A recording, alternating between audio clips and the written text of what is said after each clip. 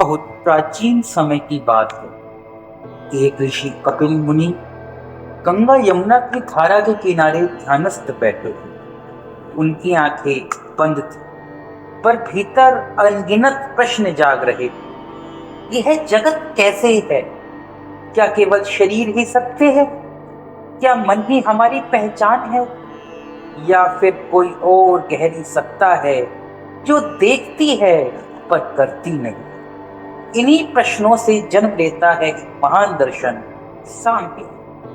सांख्य का अर्थ ही है गिनती करना, अर्थात तत्वों को एक एक कर गिनना और समझना कि यह संसार किन किन ईंटों से बना है।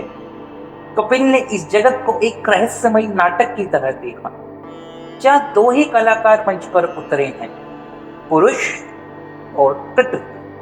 पुरुष है शुद्ध चेतना, जो कुछ नहीं करता, बस देखता है।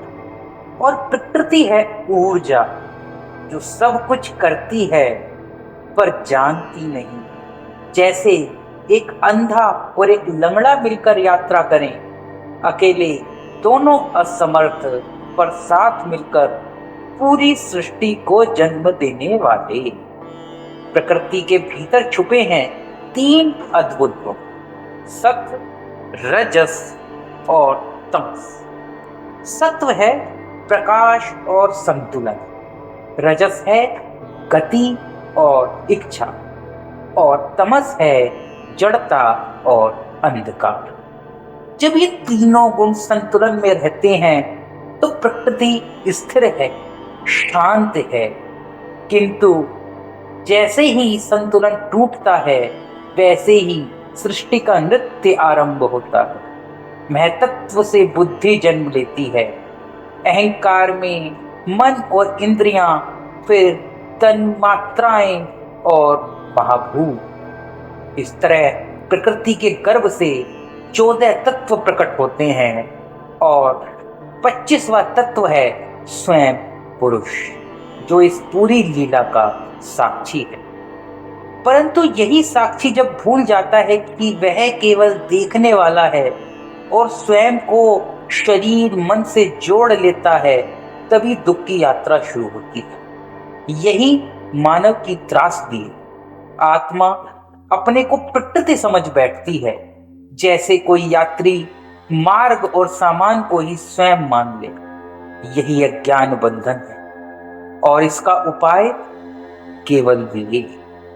जब यह समझ आ जाए कि मैं पुरुष हूं, अचल, नित्य और स्वतंत्र प्रकृति नहीं, तभी सारे बंधन टूट जाते हैं। यही मोक्ष है, यही कैवल्य है। सांख्य का सबसे बड़ा साहस यह है कि इसमें ईश्वर को इस खेल का सूत्रधार नहीं बनाया गया। कपिल ने कहा, सृष्टि किसी देवता की इच्छा से नहीं, बल्कि प्रकृति और पुरुष के अनादि संबंध से चलती है। यही कारण है कि सांख्य को भारत दर्शन का सबसे तर्कसंगत और वैज्ञानिक प्रवाह कहा जाता है। यूरोप में जब प्लेटो ने कहा कि आत्मा शरीर की जेल में कैद है, तो कहीं ना कहीं उसकी गूंज कपिल की वाणी से मिलती। पर फर्क यह है कि प्लेटो ने मुक्ति का मार्ग आदर्श रूपों और ईश्वर में देखा, जबकि कपिल कहते हैं मुक्ति का द्वार तुम्हारे भीतर ही है। विवेक की मशाल जलाओ और अंधकार स्वयं हट जाएगा।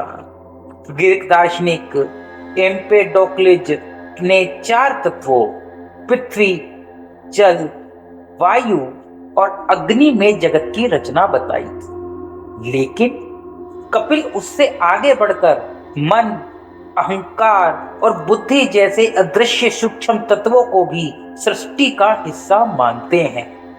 यही सांख्य की विशेषता है।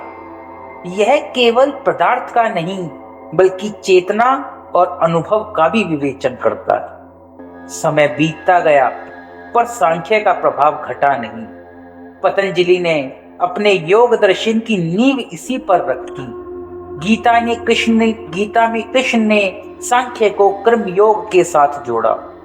और आज भी आधुनिक विज्ञान जब बिग बैंग या ऊर्जा और कणों की व्याख्या करता है तो कहीं ना कहीं यह कपिल की प्रकृति पुरुष की क्रूर कथा से मेल खाता प्रतीत होता है। सांख्य हमें यह सिखाता है कि जगत कोई दैवी जादू नहीं बल्कि चेतना और प्रकृति का शाश्वत नृत्य है। जब हम ये भूल जाते हैं कि हम केवल साक्षी हैं तब बंधन होता है, और जब हम स्मरण कर लें कि हम पुरुष हैं, न जन्म न मृत्यु केवल अनंत साक्षी, तब सारी बेड़ियां गिर जाती हैं।